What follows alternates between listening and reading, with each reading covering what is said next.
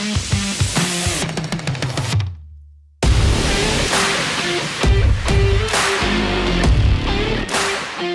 up? Welcome back to Rethink. Cheers. We're back. You were off this weekend in the mountains retreat. Yep. We got a lot to talk about. A lot of big things. Yep.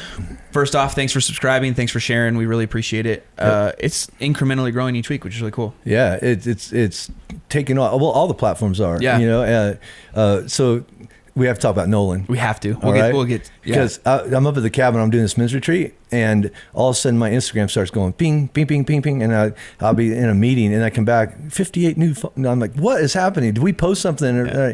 No, Ben mentioned the Nolan Arenado picture. Not just the video and the greeting. Yeah, and, so good. Yeah, so if you don't know what I'm talking about, get on my Instagram, and Nolan, who I would call a good friend now. A great friend. Yeah. Right? Great guy. He's probably gonna be on here. Hold on. Nolan, I think God is orchestrating something here, and I think that this space right here would be for you. Because you're the best. You are the best. And you're loyal. Yep. And you're the best. For the longest time, Vinny Castillo was the best third baseman the Rockies ever had. No longer. Who? Not even close. Yep. Not even close. Nolan Arenado. Yeah. So He'll be good. a legend. Hall of Fame. Yep. I mean, And he's friends with us. and friends for the Rethink podcast. So Nolan, this is your personal invitation. Please to come. come in and sit here and just let the wisdom of experience just kind of flow out of you. Let us soak it up.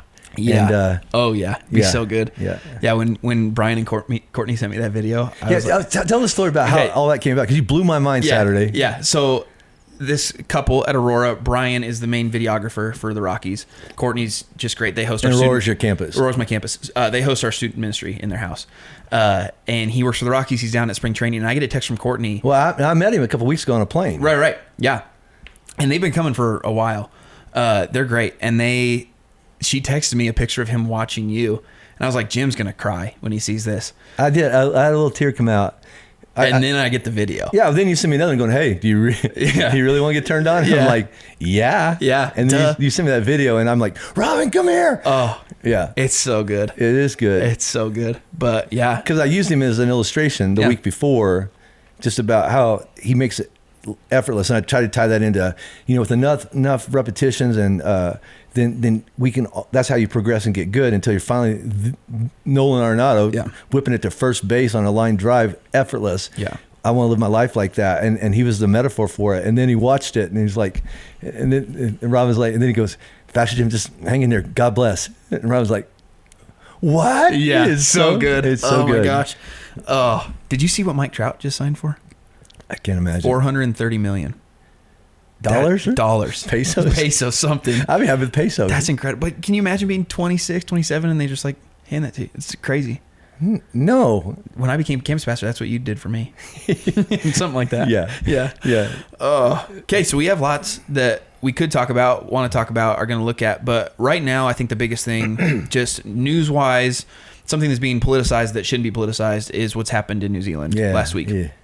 Super sucky. Right. It's terrible. And so I've been listening to a bunch of stuff about it. If you aren't caught up on this, there was a gunman, claims to be a white supremacist, whatever that is, went into two mosques, shot. Had nothing to do with faith. Nothing. Just wanted to get his name out there, essentially. Yeah. He was dropping big YouTube names. Like, he filmed it. He Facebook Lived it. I heard that. Went in, shot it. I think right now the death toll is 50. There was one over the weekend that was injured that ended up dying. But in New Zealand, they've done a bunch of stuff already with guns. Like, they have a high gun control. So the issue is not guns, and in New Zealand, there's a bunch of unity around it. There's Christians and Jews and Muslims all coming together to take care of these people, take care of this thing. We in America, however, like to politicize this. So one thing I wanted to look at is with this idea of, we'll start just at the top level. I don't even know where this goes to, but with this idea of like enacting something like this for white supremacy's sake or for their own sake, the issue is not the gun. The issue is not the popularity. There's a deeper heart issue to that. Mm-hmm. So as we're looking at how we look at situations like this, is we take care of people who are thinking through things like this. I mean, we have people that email us all the time like, hey, I think I'm going to commit suicide. I'm going to do this. There's this lower heart issue. Will you talk through what that looks like when we're looking past the main issue that gets put out on the media? Yeah, I think that think that culturally right now, everybody is reactive. And so if something happened, let's do something about something that happened, but nobody will pay attention to stuff that led to it, right? And I think this is a big theme with Jesus. You know, the Sermon on the Mount, he's like, okay, so you guys are just, all you want to talk about is murder. Don't murder, don't murder. Listen, murder is the symptom of something else. Nobody wants to talk about that. I got anger and hatred in my heart.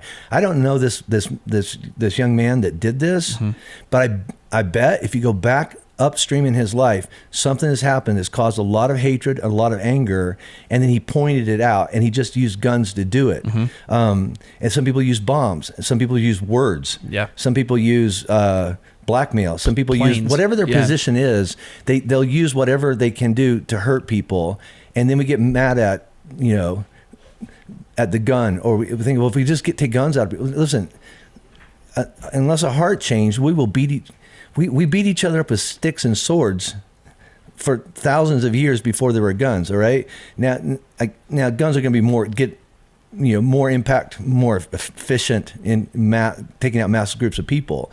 But the problem is not the gun, right? The problem is the heart, and we have to go back upstream and go, what's going on?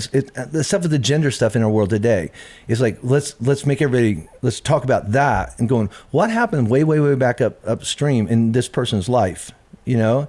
And again, I'm not going to get sidetracked onto what causes a person to be like this or that. But the truth is, everything is the overflow of the heart.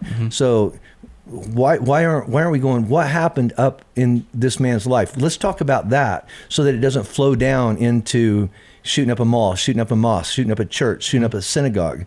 It's just a string of things that if we took the guns away. One of the things I like that Barrett said last week when he's talking about a Christian's position on self-defense and is that the overarching thing is, you got to ask, okay, what would Jesus have me do? That's Paul says that in the Bible too. He says things like, all right, it's legal, it's lawful, all right, but is it wise? Is it beneficial? Meaning, is the heart. So, you know, sometimes when someone punches you, you know, your first instinct is punch back. And there may be a time when you need to punch back to protect or whatever that is. What Jesus says in the whole turn the other cheek is, well, what's the best response here? It's not passivism. It's not passivism, all right? Because it would be irresponsible for me to be passive in protecting my family, all right? But to make blanket rules thinking that if I try to fix a symptom and not fix if you had cancer, right? I could give you painkillers, but I haven't.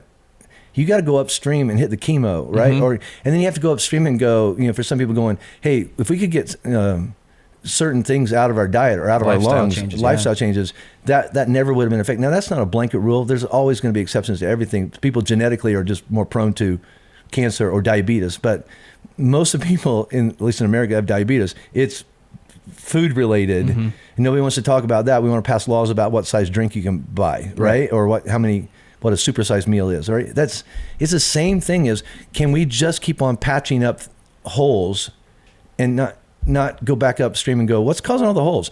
I think that, you know, like when Jesus tells that story about that Good Samaritan, all right? So the guy was walking from Jerusalem to Jericho. So it's a really, really famous place where bandits, right? He shouldn't have been there, right. Okay? And the good thing to do is to stop and help the person on the side of the road. But then somebody has to go, maybe we need to clean up the road to Jericho, you know? Because why are so many people getting murdered there on the road? It was known for that. So whatever caused this man to hate, let's look at that. What would cause a person to be a white supremacist? All right? We aren't born that way. I was born hating people of that race or that nationality or that religion. None of us were born. That is a learned behavior. How do we learn that? And then how do we teach something better? One of the things I love is the response.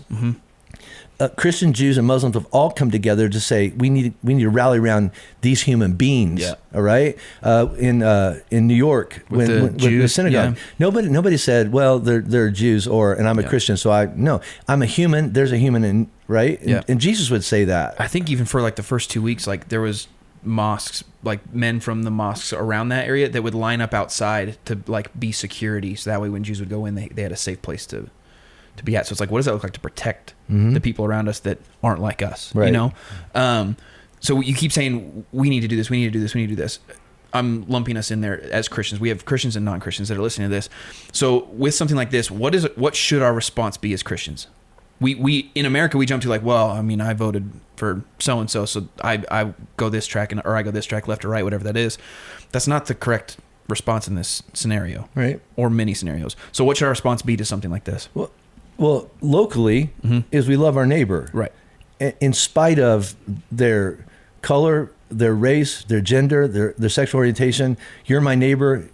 For some reason, God put you in my path. I love you because you have an image of God inside of you, right? So we have to start seeing people that way. And then, okay, so I'll give you a great example. So last week I went down to Lyman Prison, all right? And we're going to launch a campus in Lyman Prison. Yeah, so sick. Oh, so great. So we took a tour, and so the brand new like executive director of corrections,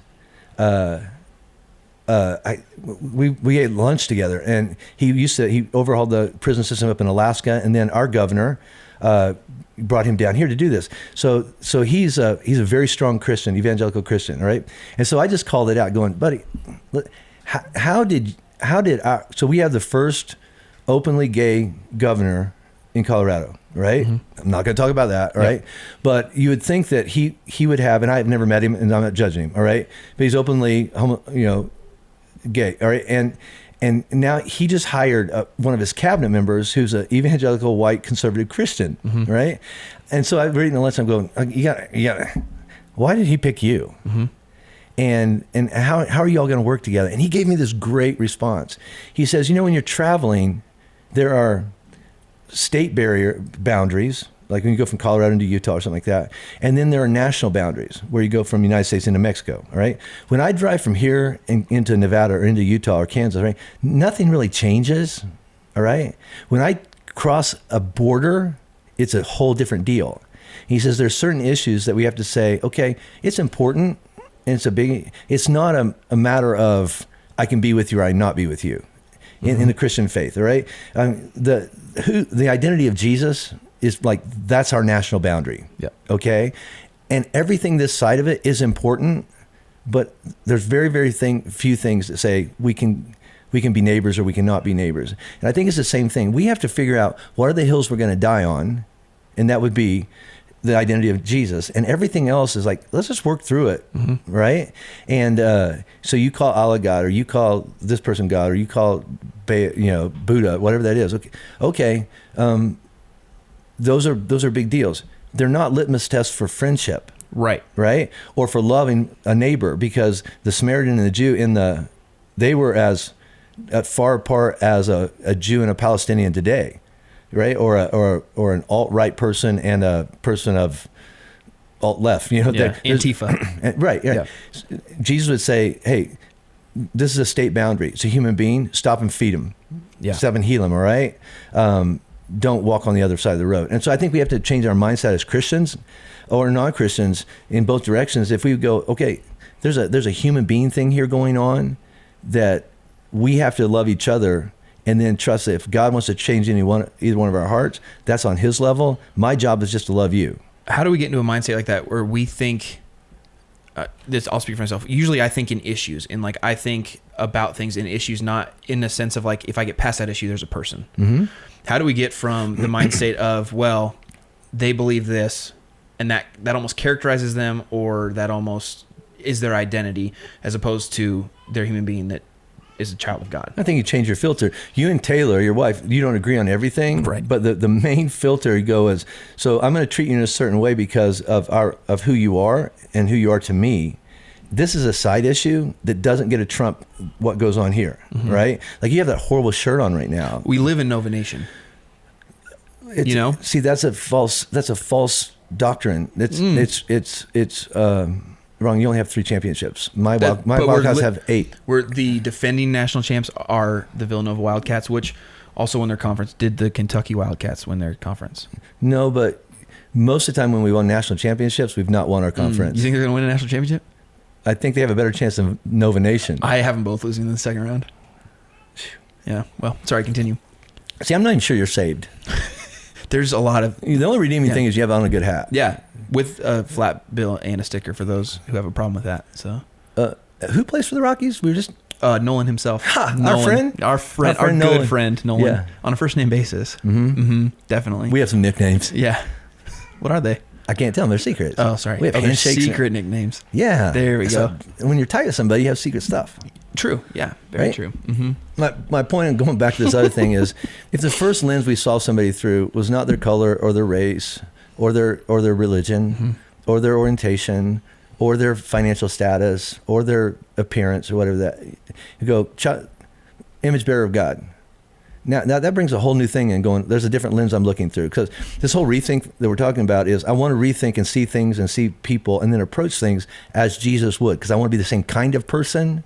So my first response is I hate the dude who shot up the place. Right. All right. And I have to change that, because Jesus would say, I hate what he did. I die on a cross for him. Right. Which is so hard to like wrap your mind around. Of course it is. All right. Because you're like, well, I wouldn't. Right. All right. That's why I'm not Jesus. Absolutely. I've not saved anybody from anything. Right. And I'm not redeemed anybody. I've not changed anybody. My job is to convince, not compel. Right. Right. And so, going back to that first thing is, my first question I have to approach everything is, so what's Jesus telling me to do here? And Jesus will never going to tell you to go shoot up a mosque. Never. Right? Or a synagogue or a church or a gay parade or that is not of Jesus. It's never going to be of Jesus. No. But he's not also going to say, tell everybody everything they do is okay. We can do that, right? I love you. I hate that shirt. Right. There's a lot of there's a lot that you hate. There's about a lot of stuff I hate that you do. Yeah. But dude, I mean, I would lay down my life for you. All right. And now that's because we have a relationship. But I think if we start seeing things through that lens, then we look at what happens, and our first question is, well, were they Christian or Muslim, right? Yep. Because somehow it's like, were they black or white? Were they legal or illegal? There's a certain point where, if like we take care of a lot of kids in this community, we don't ask if they're here legally or not. Right. All right. They're just hungry children. Right. All right. And because that's what God cares about. Now, that doesn't mean don't get involved in the political spectrum and trying to make laws that change and things. And I think that if people want to go fight for their gun control laws or their gun rights laws, do it on a legal basis. That's why we live in this country, to do that. Right. Yeah. But if we think that passing laws on anything is going to change a person's heart, well, this just doesn't work. You take my gun away, I'll hit you with a stick. Yeah. You take your sticks away, I'll throw a rock at you, right? Because my heart hasn't changed. And I think that's what we have to rethink a lot of things in terms of, we keep putting Band-Aids on symptoms and nobody's talking about the cancer. And the cancer is, we're angry and we hate each other. Yep. Right? Yep. A guy just gave me a book that I haven't read yet. It's really good, but it's written by a politician, and the title is Why We Hate Each Other. And I can't wait to delve into it, because when you get back to it, it's going to go upstream to, because something happened and you trigger it. You trigger it. You remind me of it, and I can't hit the problem, so I'm going to hit you. Right? That's what we do all the time. Yeah. Right? We Not to mention, people would know who I was if I addressed the problem, and that's even more terrifying. Say that again. People would know who I actually was if I addressed that deeper problem. Oh, yeah. If I can point out, no, I just don't like this about you. Yeah. You don't have to address this. This isn't about me. This is about you're a bad person. Yeah. Right? Yeah. And I think that people ought to look at the responses when they heard about New Zealand, or they heard about the synagogue, or they heard about the Texas, all right, or they heard about the country music, the Vegas shootings. Yeah. What was your first response in that? What came up in you in that? God's heart must break. Therefore, my heart must break. Right? If your first question was, well, what faith were they, or what? That's a bad question. Yeah, very bad. So these past couple weekends, you've really been leaning into. Here's one step that you can take. So I want to address that on both sides. For the people who reacted in the angry about the guns, what's one step they can take to start realizing what the deeper issue is in this? One step, I think that one of the things you could, so I'm going to throw out something, just see what comes up in you, all right? So if you were to name a person or a kind of person that you would say, I have a real problem with them, because the way they live their life. And I gave you a directive or a suggestion to say, go find a way to serve them. What comes up in you right now? if it's 50 reasons why, right, they don't deserve to be served, or I'm not going to do that. I'm not going to waste my time on that. Right? Yeah. Then the problem is not them. The problem is me. All right. What's my resistance to serving a person that's different than me, that believes different than me? Because that's all Jesus did. I mean, if he waited for people to get on his bandwagon before he started serving them, there wouldn't be anybody on his bandwagon. Right? None of us would be here. Right. And so I think that we have to intentionally, right, go get to know people that are different than us. It's really, really easy. And I just talk about I'm a 56-year-old Christian white guy in a privileged country, right? And I say I understand racism, or I say I understand poverty, or I say I understand incarceration. That's just not true. Right. Because I've read about it, heard about it, and watched CNN or Fox. You haven't lived it, though. I haven't lived it, and I don't even have any friends that are living it, all right? So if I want to understand, you go put yourself in it, right? So when I go to South Sudan, I go in there going, oh yeah, I understand poverty and hardship. No, I don't, because I haven't buried half my kids, right? And I don't watch my children slowly die, and I don't worry about going outside my hut at night and think that a 50-year-old blood feud's about to come my direction with an arrow, a spear, or an AK. Right? I don't know. I live in Erie. All right. It's not the same. It's not the same. I know that if I hear a bump in the night, I can pick up my phone, dial 911, and within 3 minutes, my house is surrounded by security. I don't know what it's like to be out there on my own. And so when I leave the familiar and go to the unfamiliar for the purpose of understanding, not changing them, right, just understanding them. Okay, so talk about that then. So a lot of times we look at like we know best, whether that's us going to Africa or that's us going to downtown Denver. We know best, and these people should get on board with it. Talk about the mindset change that has to get from I'm going to change to I'm going to learn. I think it's just that. It's a mindset change. Is you have to go in there and say, there's a lot of stuff I don't know about. I think I bring stuff to the table. So when I remember that one of the first times I went to Afghanistan, and I went out and we were helping to build a resettlement place for internally displaced people.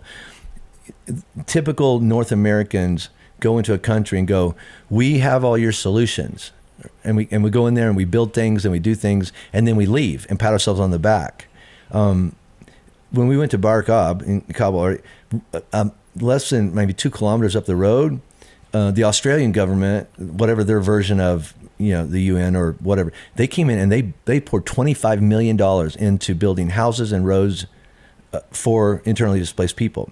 It was empty, right? Because they came in and they built the houses in the way that they thought they should be built, out of the materials they thought should be built. And so when the African people started living in them, it would rain and the houses would collapse and kill their families. So you had a $25 million waste of money of an empty, because they didn't ask one Afghan, how do you build houses in Afghanistan? I know how we build them in Australia. Well, Afghanistan and Australia are not the same place, right? So the first thing we did when we sat down with the elders is tell us what you need. Now, if I went into an impoverished country, the first thing I would say is you need medicine and you need food and you need shelter. And I said to the elders, tell us what you need. And they said schools. Schools before medicine, schools before housing. And it gets cold. Same weather in the same altitude, latitude, all that, of Denver. So however cold it gets here, it gets cold there. And they said school. And I'm perplexed going, school? So our children haven't been to school in 15 years. We are one generation from the Stone Age. Our lives are over. We go thousands of years backward if we don't have education. I never would have thought of that. No. Right? Yeah. And you have to have water. Yeah. And you can't let your kids freeze. But they prioritized, we'll go find water. We can't find education. All right. And so that mindset of going in there as learners and servants, and I didn't make any promises. I said, I'll take it back to Flatirons, which they didn't know what they think this is a town and I'm the mayor. Yeah. But I said, I'll take it back. We'll talk to, they knew we were Christians. We'll ask God what we can do. And then we partnered with them. And there's dignity in that, and there's learning. And I love those people. They don't believe in Jesus. They probably won't ever. Well, that's the ones that you've met. But it's not in my control. Right. What has Jesus taught me to do? Right. Go teach what I've taught, right? Demonstrate what I've seen him do, and the rest is out of my pay grade. And so I think we have to intentionally say, I need to find So I was raised on the wrong side of the tracks. The people on the rich side of the tracks intimidated me until I got to know some of them. Now, it's the same thing. You got to cross the tracks, right? Mm-hmm. You got to cross a border. You have to cross. I want to know, because it's really, really easy, especially in Christian world, is to surround yourself with people that agree with you, have the same belief systems, look like you, eat like you, drink like you, all that, mm-hmm. and think everybody, this is, first of all, the right way. And I think that God has given some things that are right because they agree with his word, but all the methodology stuff out there, it's state boundaries. It's not national boundaries. Yeah. And I know somebody could pick that apart going, oh, so you're saying that, this is not a matter of importance? No, I'm not saying that at all. Yeah. I'm saying, what would be a line that says, I don't even respect you as a human being anymore? To go meet you where you're at. Right. What's that line? And it doesn't exist. Yeah. Right? Because if it existed, Jesus should never have come here. Yeah. Right? Because we're nothing like him. We have the potential, we have his same image in him as in us, right? Mm-hmm. But he was willing to let go of his privilege to come and be one of us. But the thing that we can identify that Jesus is, he was tempted in every way. He felt everything we felt, so he can identify with our struggles, right? Can you identify, with the families that lost 50 people they loved? Yeah, I can. Then that's all that matters. Yeah. And I think that we have to learn to do that, and take again those state boundaries, which are mostly personal preference and peripheral issues, and go throw that out. I need to learn. I need to go meet some human beings, image bearers of God, that believe different stuff, eat different stuff, but they're still. This is what blew me away. Sitting there with all those, it was a room full of men. All right, culturally, I was in a room full of men. They're dads. They didn't care about politics. They didn't even care about the faith system that makes all the headlines in Afghanistan. They just wanted their kids to eat, sleep, have education, and grow up. They just wanted to have a job. They just wanted the dignity of life. Yeah. Right. That's no different than me. Right. And again, I remember I showed a picture one weekend. I think I called it a money shot, but you told me that I can't say money shot anymore. You can't say money shot, no. See, that doesn't mean a thing. See, I have a pure heart, and you have a nasty heart. Yes. All right? Very. So last time I said money shot from the stage, I did it 4 times. I didn't hear it till the 4th time. If I would have heard it the first time, I probably still wouldn't have. I didn't think you would say it 4 times. No, you texted, shout out to Jim for saying money shot. I didn't know what money shot is. If you don't know what a money shot is, that's because you're like Christ. You're a good human. You're a good human. You're not me. But I showed a picture of this little girl, and when I met her, here we go, right? Yeah.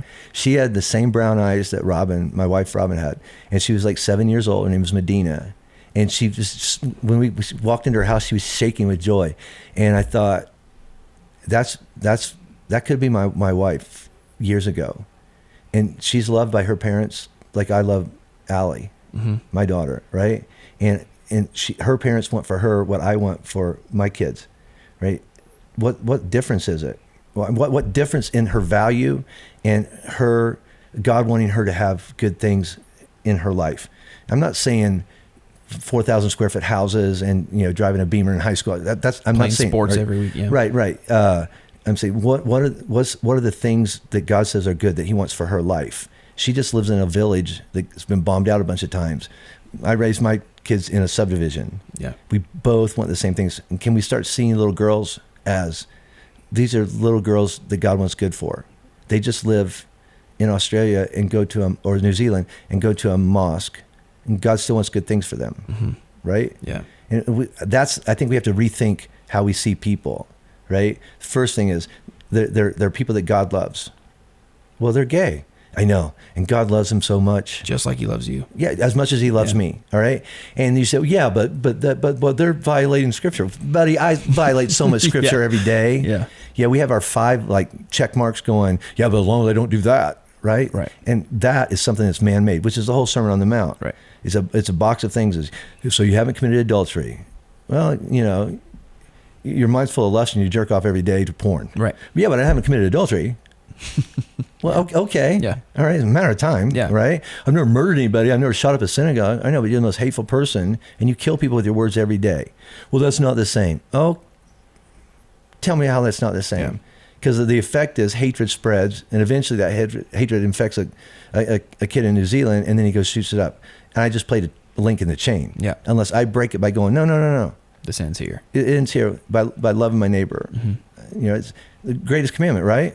Love God with all your heart, soul, mind, and strength. And he didn't say, and the second greatest is this, loving it. And it says, and the second is like unto it. Yeah. And then love your neighbor. What if my neighbor's a Muslim or a homosexual or an Antifa or an alt-right, right? I know, you gotta love them. Yep. Right? Well, I don't know. Love your enemy.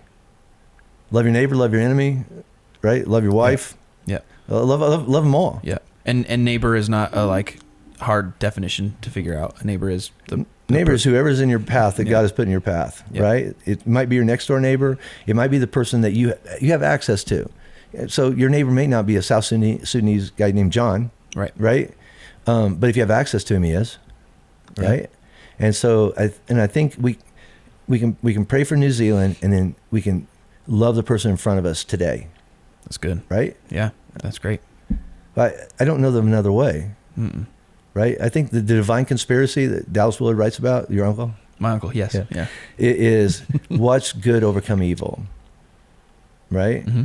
And I think that the more that our character develops like that, the more influence and strength God will trust us with. Because if we have influence and power and no character, we're going to go shoot stuff up. Yep. Right? Yep. And so I have guns. If I don't have the character to handle guns, I shouldn't have guns. Yeah. Right? With anything, you shouldn't have the character to handle sticks if you can't, you know? Exactly. Yeah. Right? So you take away my guns and my character is the same, I will just beat you up with that antelope head. Right. I don't know where that came from. It's peripheral. We haven't said wiener yet. Oh, wiener. I don't have my laptop to remind me. Yeah, you have a wiener reminder on your laptop? Wiener, I just have a sticker that says wiener on it. So. You know what we haven't talked to in the last couple of times? Who? John C. What's up? Okay, so I was going to bring him up last week when Barrett was saying, yeah, I'm from Indiana. You know who's not in Indiana anymore? My girlfriend. That's right. She is here. She's moved here officially. Officially. And what do you call her? She's your what?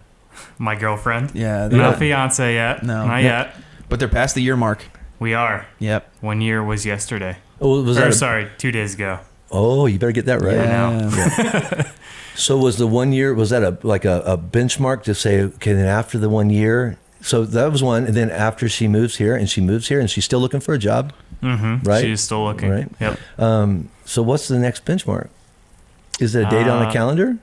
There's no specific date. Oh, come on. John C. Hey, do you not listen to my sermons? So you have a vision for your life, and you have an intent. What's your strategy, dude? Fish or cut bait. Crap or get off the pot. That's I fully intend on proposing. I just haven't nailed down the exact date. Yeah. You're gonna sit right here, but we're gonna shade him out so that way they can't see who he is. Or you're gonna sit here one day and go, okay, I finally found my balls dropped and I got the courage. Don't let him talk to you like that, John C. Balls right above the wiener. Yeah. Oh, no, your wiener's right above the balls. Your balls are not. How'd you eat the beans above the Franks? Like in Something About Mary?